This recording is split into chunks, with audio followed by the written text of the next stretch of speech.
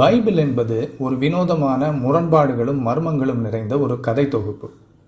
அதில் உள்ள 66 புத்தகங்களில் மிகவும் அதிக குழப்பங்களும் வன்முறையும் திகிலூட்டும் சம்பவங்களும் நிறைந்த பைபிளின் நம்பகத்தன்மையை வெகுவாக குறைக்கின்ற ஒரு புத்தகம்தான் அதில் கடைசியாக உள்ள வெளிப்படுத்தின விசேஷம் என்கிற நூல். இந்த வெளிப்படுத்தின விசேஷம் எப்படி பைபிள் ஒரு கட்டுக்கதை என்பதை வெளிப்படுத்துகின்றது என்பதைத்தான் இந்த வீடியோவில் பார்க்க போகிறோம். முதலாவது, இந்த புத்தகத்தை எழுதியது யார்? இந்த புத்தகத்தினுடைய முதல் வசனம் இப்படி சொல்லுது. வெளிப்படுத்தின விசேஷம் 1ஆம் அதிகாரம் 1ஆம் வசனம். சீக்கிரத்தில் சம்பவிக்க வேண்டியவைகளை தம்முடைய ஊழியக்காரருக்கு காண்பிக்கும் பொருட்டு தேவன் இயேசு கிறிஸ்துவுக்கு ஒப்புவித்ததும் இவர் தம்முடைய தூதனை அனுப்பி தம்முடைய ஊழியக்காரனாகிய யோவானுக்கு வெளிப்படுத்தினதுமான விசேஷம்.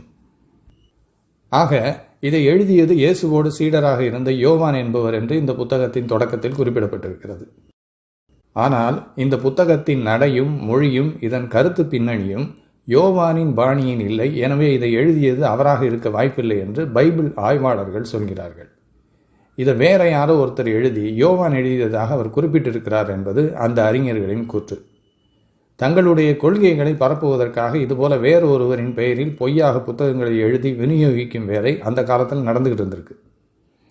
இப்படி ஒரு தவறான பெயரை கொடுத்து இந்த புத்தகம் எழுதப்பட்டிருப்பதன் அடிப்படையில் பார்க்கும்போது இந்த புத்தகத்தின் நம்பகத்தன்மை தொடக்கத்திலேயே சமரசம் செய்யப்பட்டுள்ளது என்பது தெரிகிறது. இதை யார் எழுதினார் என்பதிலேயே குளறுபடிகள் இருக்கிறத நாம் தெரிஞ்சுக்கிட்டு வாசிச்சோம்னா தான் இந்த புத்தகத்துக்கு உள்ளே இருக்கிற குழப்பங்களுக்கும் குளறுபடிகளுக்கும் காரணம் என்ன அப்படிங்கிறத நம்மளால் புரிஞ்சுக்க முடியும். சரி, இந்த சந்தேகத்திற்குரிய புத்தகம் ஏன் எழுதப்பட்டது? ஏன் இது பைபிளில் சேர்க்கப்பட்டது? ஆரம்ப நாட்களில் நிச்சயமில்லாத போராட்டமான சூழ்நிலைகளில் வாழ்ந்து கொண்டிருந்த கிறிஸ்தவர்களுக்கு ஒரு நம்பிக்கையை தருவதற்காக இது எழுதப்பட்டதாக தோன்றுகிறது. அன்று வாழ்ந்த எல்லா கிறிஸ்தவர்களுக்கும் இது பொருந்தாது. என்றாலும் கூட சில குறிப்பிட்ட கிறிஸ்தவ கூட்டத்தினர் சமுதாயத்தினால் புறக்கணிக்கப்பட்டு வன்முறையிலும் பயத்திலும் வாழ்ந்து கொண்டிருந்திருக்கின்றனர் என்பது தெரிகிறது. இந்த புத்தகத்தில் உள்ள வினோதமான உருவகமான மொழி அவர்களுக்கு தைரியத்தை கொடுப்பதற்காக எழுதப்பட்டிருக்க வேண்டும். சரி, இந்த புத்தகம் எப்படி பைபிளில் வந்தது? எப்படி பைபிளில் சேர்க்கப்பட்டது? இந்த புத்தகம் உடனடியாக ஆதி கிறிஸ்தவர்களால் ஏற்றுக்கொள்ளப்படவில்லை. இந்த புத்தகத்தில் வன்முறை, குழப்பங்கள், மர்மமான செய்திகள் இருப்பதால் இதை பைபிளில் சேர்க்கறதுக்கு பல சபை தலைவர்கள் ஆரம்பத்தில் சம்மதிக்கலை. அப்படி இருக்கும்போது சபையில் இருந்த அரசியல் அதிகார சண்டைகள் மத்தியில் ஒரு பிரிவினர் இன்னொரு பிரிவினரை அடக்குவதற்கு இந்த வெளிப்படுத்தின விசேஷம் புத்தகம் உதவி இருக்கு. அதில் உள்ள மிருகம், பாபிலோன் போன்ற வார்த்தைகள் தங்களுடைய எதிரணியினரை குறித்தது அப்படின்னு அர்த்தம் கொடுத்து இந்த புத்தகத்தை தங்களுக்கு சாதகமாக்கி கொண்ட சில சபை தலைவர்கள் தான் இது பைபிளில் சேர்க்கப்பட்டதற்கு காரணமானவர்கள். இப்படி சபை அரசியல் காரணங்களுக்காக இந்த புத்தகம் பைபிளில் சேர்க்கப்பட்டிருக்கு. அப்படி இருக்கும்போது இதை பரிசுத்த ஆவியானவர் பைபிளில் சேர்த்திருக்கிறார் அப்படின்னு கிறிஸ்தவங்க சொல்றது எவ்வளவு வேடிக்கையா இருக்குது அப்படிங்கிறத யோசிச்சு பாருங்க. மூன்றாவதாக நாம் கவனிக்க வேண்டியது இந்த புத்தகத்தில் உள்ள அடையாள வார்த்தைகள். இந்த புத்தகத்தில் உள்ள அடையாள வார்த்தைகளுக்கு எப்படி வேண்டுமானாலும் அர்த்தம் எடுத்துக்கொள்ளலாம். ஆகையால் அவைகளுக்கு எந்த அர்த்தமும் கிடையாது. இன்னைக்கு இந்த புத்தகம் விசித்திரமான கனவில் மட்டுமே நாம் காணக்கூடிய வினோதமான உருவங்களை எல்லாம் உள்ளடக்கியது. டிராகன், 7 தலை மிருகம், மனித முகங்களை கொண்ட வெட்டுக்கிளிகள், சூரியனை ஆடையாக அணிந்த பெண், 7 கண்களை உடைய ஆடு, 666 என்கிற எண், இப்படி அநேக சின்னங்கள் குறிப்பிடப்பட்டிருக்கின்றன. ஆனால் பிரச்சனை என்னன்னா இந்த சின்னங்கள் எதை குறிக்குது அப்படிங்கிறதுல யாருக்கும் உடன்பாடு கிடையாது. இதில் உள்ள மிருகம் ரோம பேரரசை குறிக்கும் அப்படின்னு சில கிறிஸ்தவங்க சொல்றாங்க.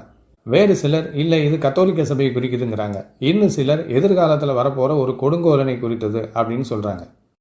இந்த 666 666 என்கிற எண் இது நீரோ மன்னனை குறித்தது, இல்லை அது மைக்ரோசிப்பை குறிக்கிறது, இல்லை அது கொரோனா தடுப்பூசியை குறித்தது, இல்லை அது விற்பனை பொருட்களில் உள்ள பார்கோடை காட்டுகிறது. இப்படி இதை குறித்து கிறிஸ்தவர்களுக்குள்ள சர்ச்சை.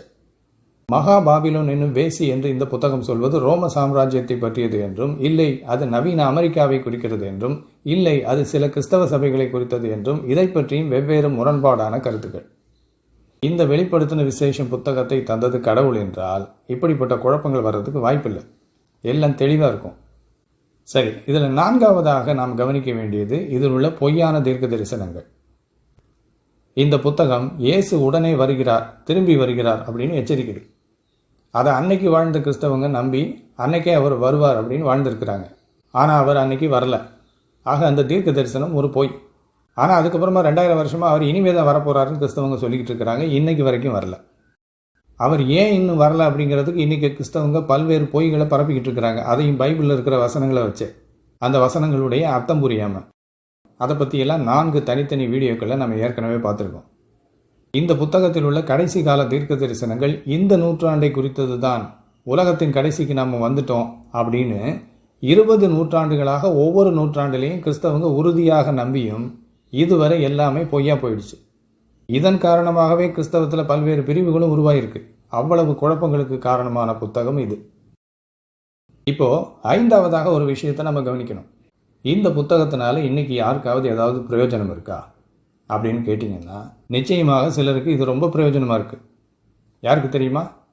கடைசி கால ஊழியம் என்கின்ற பெயரிலே பணம் சம்பாதிக்கும் கிறிஸ்தவ போதகர்களுக்கு இந்த புத்தகம் ஒரு அரிய பொக்கிஷமாக இருக்கிறது.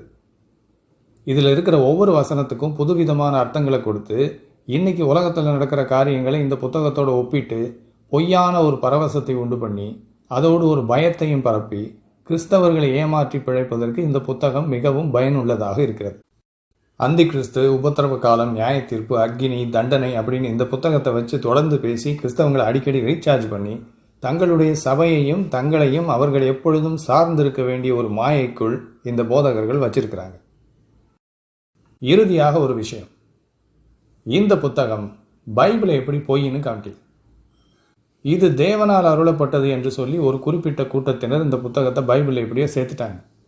ஆனால் இந்த புத்தகத்தில் இருக்கிற இப்படிப்பட்ட குளறுபடிகளும் குழப்பங்களும் மொத்த பைபிளுமே பொய்யாக தொகுக்கப்பட்டிருக்கிறது என்பதற்கு ஒரு எடுத்துக்காட்டாக இருக்குது. பைபிள் என்பது தேவ ஆவியினால் வழிநடத்தப்பட்டு எழுதப்பட்டது அல்ல, தொகுக்கப்பட்டதும் அல்ல. அந்தந்த காலகட்டங்களில் இருந்த அரசியல் தேவைகள், இனப்பெருமை, சபை அதிகாரங்கள் தான் இதன் உருவாக்கத்திற்கு காரணம். நான் தொடக்கத்தில் சொன்னபடி பைபிள் மொத்தமுமே முரண்பாடுகளும் குழப்பங்களும் நிறைந்த ஒரு புத்தகம். அதை கடவுள் கொடுத்த புனித நூல் என்று சொல்வது மிக தவறு. அதிலும் குறிப்பாக இந்த வெளிப்படுத்தின விசேஷம் என்கிற இந்த நம்பத்தகாத புத்தகம் நிச்சயமாகவே பைபிள் கடவுளிடமிருந்து வந்ததல்ல, இது மனிதனுடைய வேலைப்பாடு என்பதை வெளிப்படுத்தி காட்டுகிறது.